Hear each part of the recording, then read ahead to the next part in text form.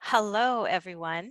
My name is Julie McVeigh, and this is Unordinary Made Ordinary, where we talk about extraordinary experiences of everyday people. And today, our guest is Lillian Medium. Welcome. Hello, thank you. Happy to be here again. Yay! I'm so excited about our conversation. Yes, So, if you wouldn't mind, could you just share a little bit of background on who is Lillian Medium? absolutely. So I am a medium, a psychic, a healer, and a spiritual teacher. And I have been on this journey going on 15 years, developing and working.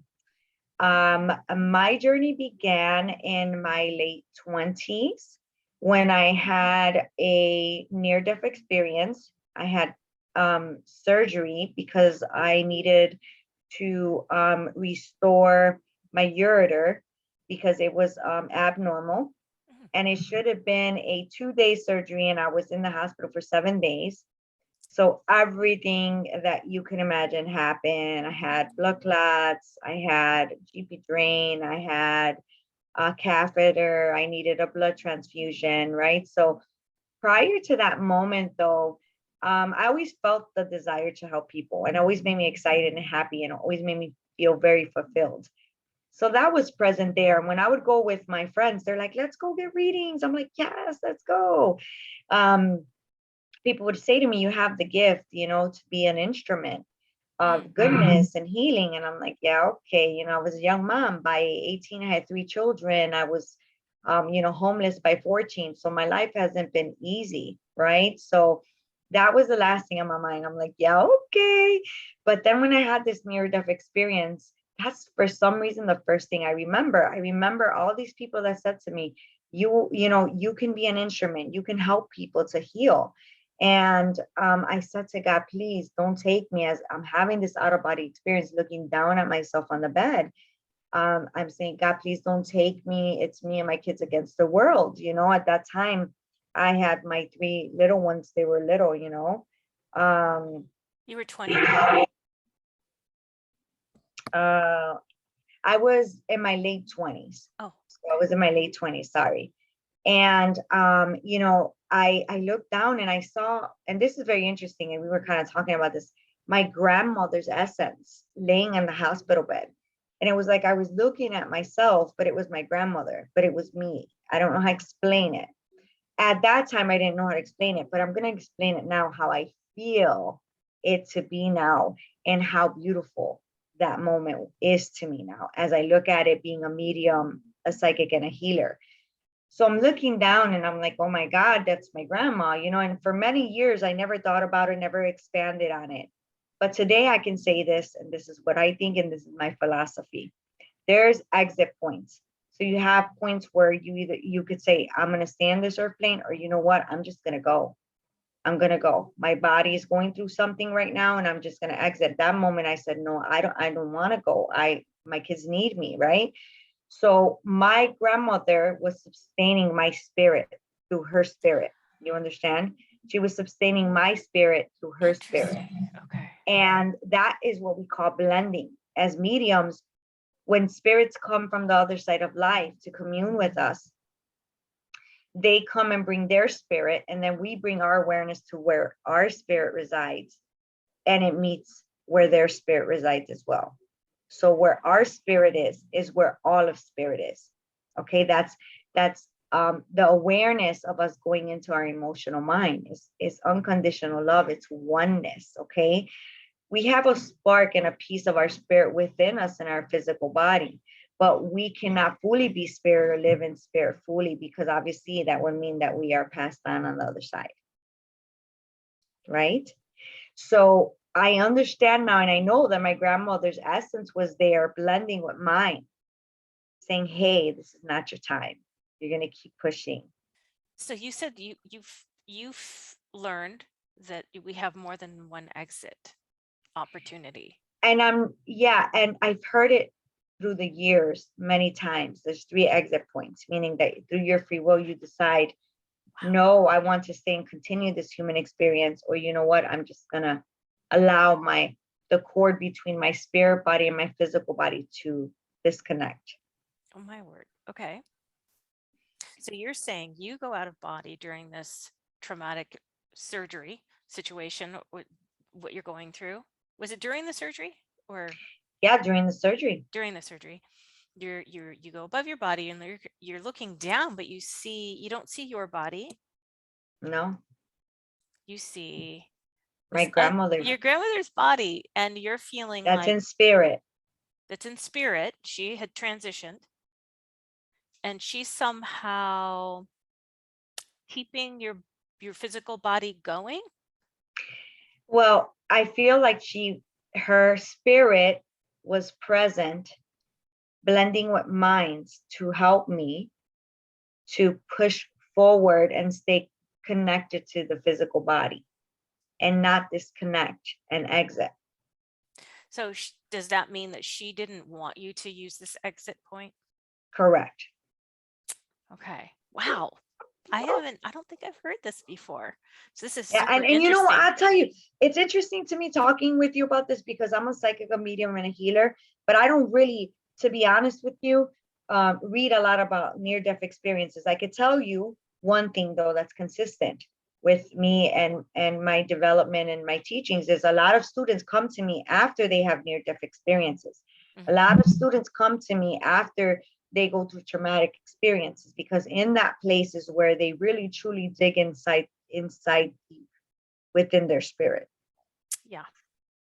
and they find that place, girlfriend, and when they find that place it's like oh my god, I am love, I am loved, I will be loved. It's an enlightenment, it's a feeling of being alive. It's something that awakens you. That's why they call it an awakening. It awakens you to a whole other place. And that's what I feel. My physical body was shutting down. My lung collapsed. I had blood clots running through my body for more than 24 hours. I could have died. But there was my grandma's spirit saying, I'm right here. We're doing this together. Granddaughter, I love you. You're going to be fine.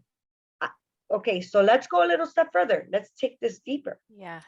So then, if people don't understand this, what would her spirit do to help that situation besides being present? It's not just her spirit being there. Every spirit, even though it's disconnected to the physical body, has a power that it brings.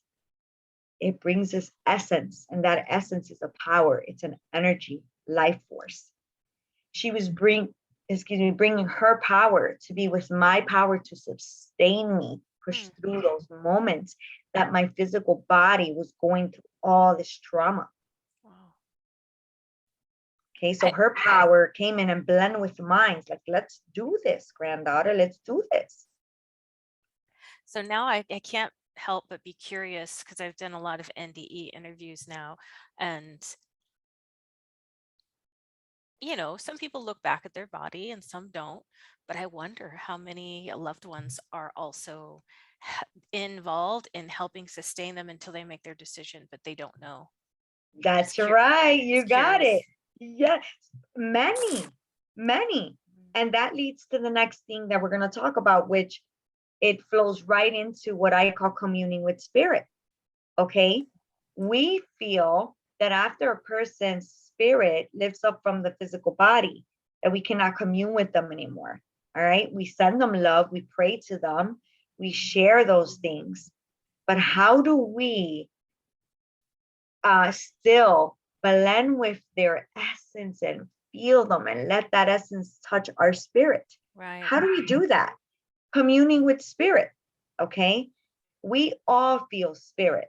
When you walk in a room and there's someone there, you feel that person's spirit. But we do it every day of our life. So we don't pay attention to what we're doing. Oh, that person made me feel sad. Or that person gave me a good vibe. Yeah, their energy or something about Okay, them. that's it's their spirit.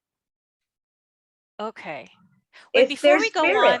before we go on, can I ask you, the near-death experience? I just wanted to wrap that up. Like, do you remember making a conscious choice? I'm going back, or how did that work out? Yeah, you have free will. So no matter what my grandma was doing, I had to You felt make the decision because you have free will. And even after you pass and your spirit lifts up, you still have free will. Well, Your essence has free will. oh, gee. Okay, hold on. Before we go on, but you said 3 exit points as far as you know, but if you're at the third potential exit point, do you still have free will?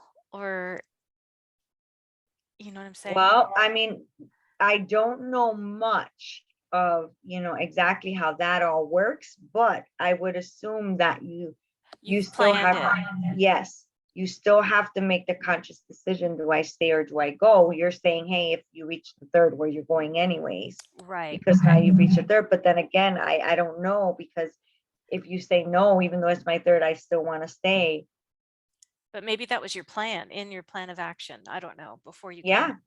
that makes sense. That would make sense. So it is still free will because you'd already planned it. And so maybe you wouldn't be rejecting the third exit. Yes, I would Anyway, agree. just so interesting to me. So It is. you come back and then you deal with recovery and you remember just that little snippet as far as your near death I do. I experience. remember that. I remember that. And interesting enough, once I started my spiritual development, which I made a promise to God, is what happened. I said, no, I'm not ready to go. God, please, whatever this that they've told me that I can do to help and be an instrument for the good in life, whatever that is and whatever that's gonna look like, guide me, lead me through it, God. And I will do it until I die. I will never stop. I promise you. And that's what started my spiritual journey. So you did that during your near death experience? Yeah, Like when you well, were out and of body or when I was out of body, above my body, I remember just saying, God, no, I'm not ready to go. I'm not ready to go. okay, so now did you not go anywhere past that point? Like some people go through a tunnel of light and go to different the waiting room, they call it, or No, you knew you didn't go any further. You just knew in that moment and then you went at some point went back to body. that's how it worked for me. I was above my body, but then I was with my body. And then how so was this all just during the surgery? And then you came back and then you remembered some of your experience. I did. I remembered. I was like, oh my God, I remember my grandma and I remember the promise. I remember. And I said, God, thank you. I was so thankful. I remember coming out of the hospital with a GP drain, an nephrostomy tube, a catheter, all sticking out of me, jaundice because I needed a blood transfusion, and getting out of the hospital and going straight to the sink in my house to wash dishes. Because I said, I just want normal. I just want to appreciate the normal things. I just, washing dishes, throwing out the garbage, sitting with my kids and eating. The little things that we complain about. Look at the sink, it's full. Look, I got 50 loads to do. The little things that I just wanted to get back to. Yeah. So this kind of kicked off more, your abilities, you would say. Then you're like, 100%. okay, let's go. That's right. And I when I came back, I started to feel more. I was so sensitive. I would look at people and I'd feel their thoughts and their emotions. And it was getting louder. And then I started to listen to the Hay House, which is online, and started to listen to mediums and psychics and all different type shamans. And I was like, this is crazy, this is amazing, this is all of the You're just world. And I like, oh, remember, yes, I was sucking it yeah. in and I was excited and I was like, oh my God, because as I started to do it, I started to feel better. And I remember Deborah King is her name. And I think she's still on Hay House. I remember her talking about the chakras. And I said, chakras, what are chakras? And I remember that if you called in, you could get a free book or a free deck of cards. So I remember, calling in and getting the free deck of cards. And that's how I started working with the chakra system. And once I started to learn about crystal therapy and aromatherapy and all that stuff with the chakras, I started to feel even more, to the point that I started to see spirit. Okay. Whoa. Okay, cool. And so, So let me explain really quickly how that happens. Okay, okay. real fast, real Oh, fast. So people yes. that don't have knowledge kind of understand. Okay, so we have 7 energy centers within our spirit body. Our spirit body, or auric field, same thing, has 7 bodies. The 7 energy centers are connected to each one of those bodies within the auric field. Now, we as readers feel, hear, see, or know we want to say. So they're called clairs, clear feeling, hearing, seeing, and knowing. The clear feeling is connected to your solar plexus chakra, which is your stomach chakra, because that is where your nervous system is, and that is where the power builds. Okay. Your clear hearing is connected to your throat chakra, which is not hearing how you hear me right now, but it's hearing with your inner hearing, that inner knowing, that voice that kind of tells you turn left, turn right, don't do that, that little voice that we all hear all the time, but don't really pay attention to. Then it's your spiritual vision, which is between your eyebrows, your third eye chakra is connected to your spiritual vision. Then when your clear feeling, hearing, and seeing are going, you just know you want to say. Thoughts are dropping in like that very quickly. Cool. So that started to activate, and I started to see, first it was like squiggles when I would close my eyes. Then it was like colors. Then it started to be like silhouettes of people. And the first person that I saw was my grandma. Interesting. It was my grandma. She was there, obviously, because she was, with me. Her spirit was with me all along. And that's how I started to kind of develop, mediumistically. And, that's why I say it's like, it's so beautiful to know that you can commune with spirit. You don't have to go to a medium. If you can't afford it, you don't have to go to a medium, or you just feel like it's not your thing. You can just sit there and you can play 528 hertz on YouTube. Okay. Play 528 hertz. That is the frequency to the solar plexus chakra. And as you're listening to 528 hertz, you just inhale white light.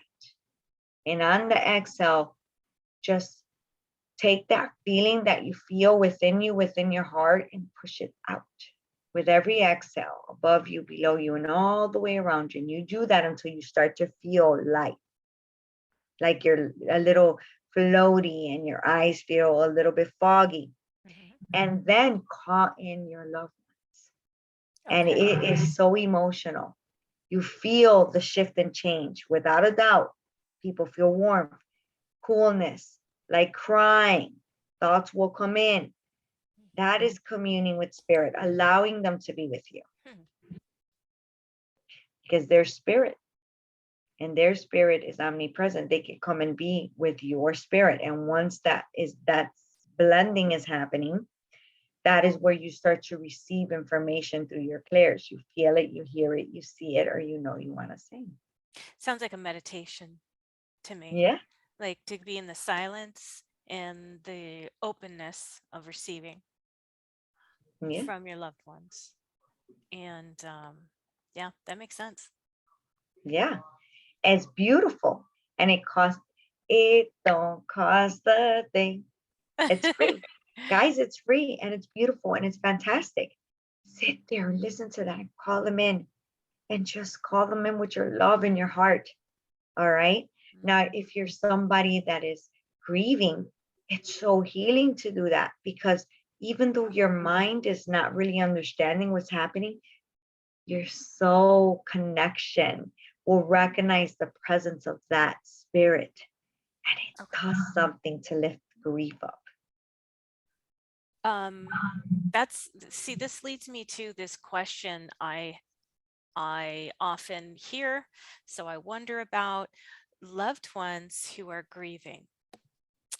Sometimes their loved one who has transitioned is somehow able to connect with them right away. Real easily, it seems like, and it flows, and they might even be connecting with them for weeks or years even. And then others, they hear nothing. They have no signs from their loved ones. And I feel at a loss personally to help them with that. I don't have the answers as to why someone would, they just want it so badly, and then they don't get these same signs from their loved one who's transitioned. It's just like, right. And this is the thing. The thing is, honestly, most of the time they are there. The situation that happens is the following.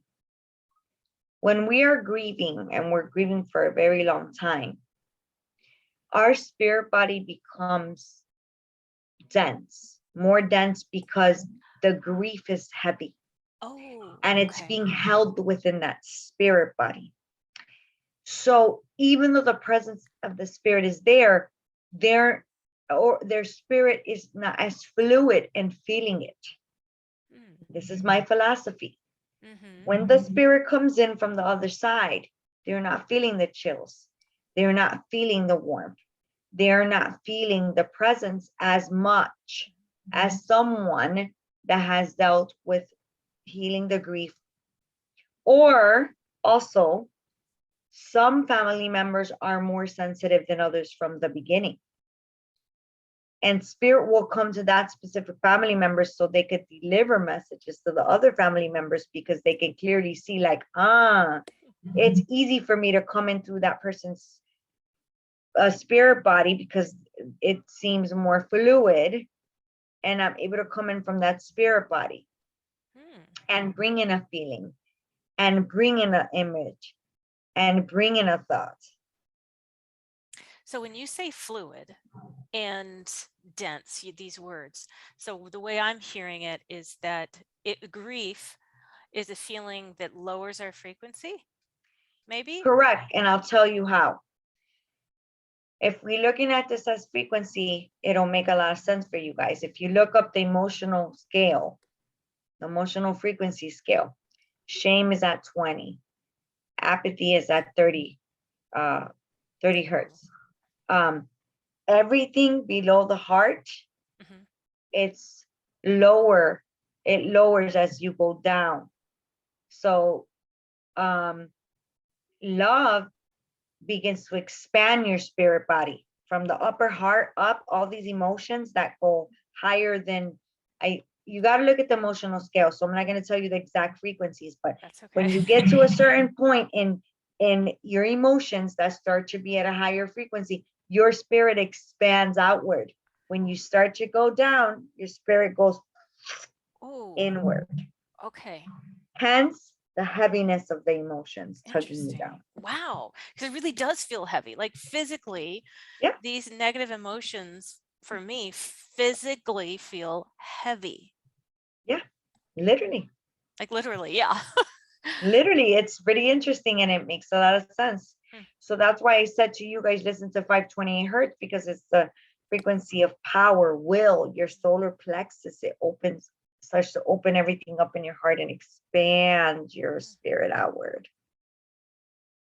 Okay, that actually makes sense. Thank you. Yep. You're welcome. Okay, so sorry, continue. Look up the emotional scale, emotional frequency scale. How do we get it more fluid? I mean, obviously, well, for me, I feel like it's obvious that, you want to be tapping into love, feelings of love, forgiveness, the good feelings. But is there another way to make things more fluid in your spirit? You said fluid in your spirit. What does that mean? Like your energy is, the chakras are clear and flowing, or what does that mean? So to be fluid means that your spirit is elevated. It's not weighed down with a lot of trapped emotions from trauma and different situations that have occurred in your life. When we have trauma, when we have trapped emotions, they reside within the walls of the chakras. So we can look at the chakras as the organs of our spirit body, shall we say. And when they're not functioning properly, our energy life force is not at the level that it should be in reference to frequency. Manifestations of thoughts, outcomes, they are not happening as fast as we want them to. Because maybe perhaps we're weighed down, we're tired, we're wanting certain outcomes, but we keep on, deciding that we're not confronting a situation. We don't want to sit with it. We don't want to deal with that feeling or situation that is making us feel down. So it's residing in our spirit body, weighing it down, disallowing it to be in that light state. So confronting some of these uncomfortable situations, feelings, is one way to work through it, break through it, and become more fluid in our spirit. Correct, because when you deal with trapped emotions and you release them, you break down the filaments of the existence of the energy. Mm. And then it passes whatever situation and emotion that is sitting in your emotional mind. It passes the bridge between your emotional mind and your conscious mind. Hmm. And then it exits. And then you're lighter. You literally feel lighter. That's why when some people say, I feel much better after I talk to him. Yeah, the I feel burden is much better after I worked it lifted out. off my shoulders is a There comment. you say it all the time. We don't even know what we're saying. It's true. Does that make sense? We say it Oh all the my gosh, time. that is so true. So these kinds of things will help us develop our ability to commune with spirit, our loved ones who have transitioned on our own. We Yeah, might start to sense signs from that's right. them that we Yes, didn't before. that 110% correct. Like in a reading, when I'm doing a reading, and let's say three spirits come in, but then the recipient tells me, well, how come my grandfather didn't come in? He was the one I was expecting to come in. I miss him. I'm so Yeah, mad at him for leaving me. And I look at him and say, that's exactly why you're still grieving. because you're still mad. You still have They those. don't want to open up that wound Right. more. Yeah, that's it's the opposite of what they want to do. They don't realize. Yeah, that makes sense. Yeah.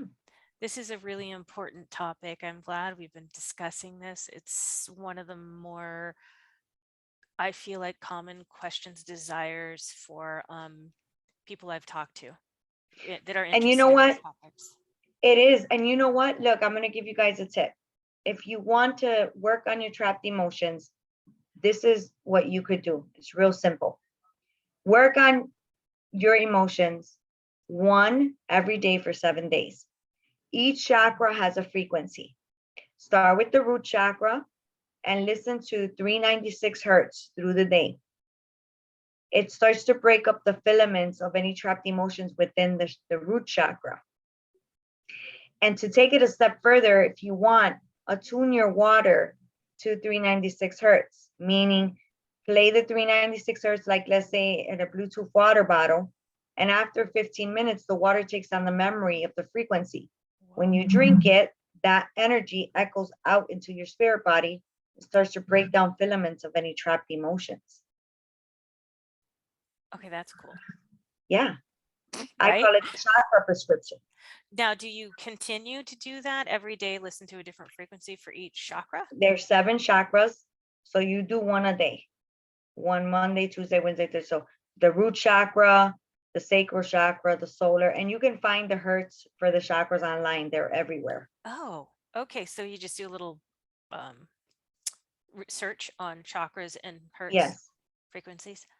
yes. Okay, that's super good to know. Thank you for that. Yeah, and I call it the chakra prescription.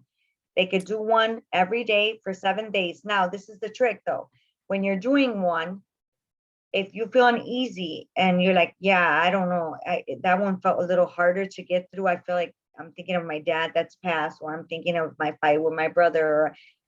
Then once you're done with the 7 days for doing one every day, then you do that specific one for 7 days straight. The one that was Oh, difficult for you to get through, to continue to work on the trapped emotion within that chakra. oh gosh. Okay. See, this is really important. I've been learning a ton recently about the importance of frequency, um, music and frequencies and tones and how that can heal really. And how like even disease has a certain frequency, these negative emotions, like you're saying, has certain frequencies. I'm learning so much. This is very interesting. I love it. I do it all the time.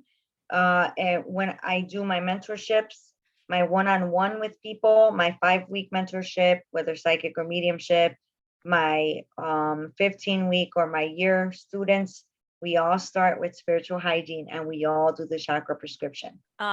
So, okay, so what is that? Is this like on your website to be able to maybe sign up for some of this?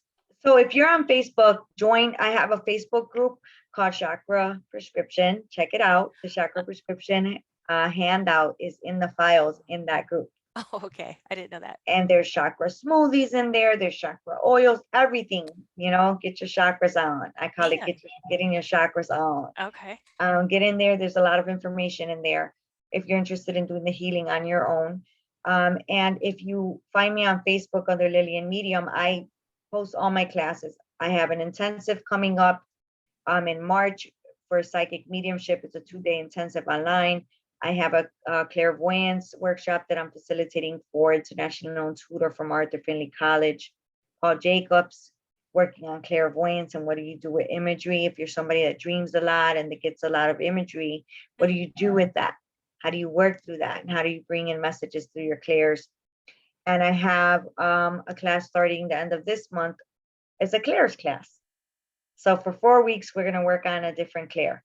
So we're going to start with our clear feeling, then our clear hearing, then our clear seeing, then our clear knowing. Oh gosh. Okay, cool. Yeah, I've always wondered, in the past when I, well, growing up and you'd hear about psychic abilities and things and that, and you just think, oh, they're just born with it. I wish I had that. I was born with that. But I'm learning that no, people can do these practices and exercise and become like fine tune their own That's right. abilities. Do you think that some might be more clairaudient or some more clairvoyant or some more one or the other? Everybody starts in a different clair being stronger, but you strengthen all of them as you develop, because spirit doesn't just always come in through one.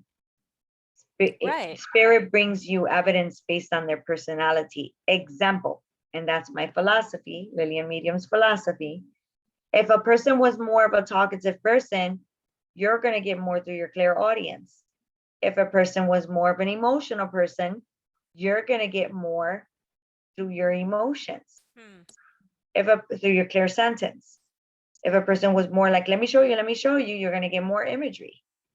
So yes, to answer your question, yes, some people feel more in the beginning. Some people see more in the beginning, but through your development, strengthening your chakra systems, remember, if the chakras are connected to the clairs, as I stated, you're going to strengthen your clairs. It's like muscles. The more that you do the chakra prescription and the more that you work on releasing those trapped emotions, the more sensitivity to receiving information you'll be in.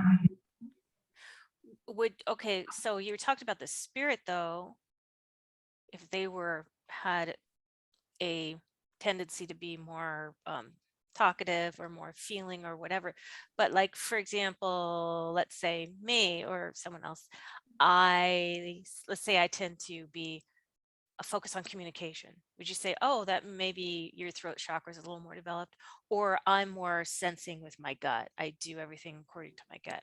Does that mean, oh, that's the chakra that I'm more So your tuned to? chakra, well, the chakra is involved with how you're receiving the information, but really it just depends on the persona. So if you're somebody that's more alert, you might start with your clairaudience more. So it just depends how you live life. What have you strengthened through your lifetime? You just said, I'm a feeler. I feel everything. I go, oh my God. So you would probably have a more developed clear sentence than somebody else that sees more or hears more, because that's how you've lived your life and that's how you've expressed yourself. Yeah,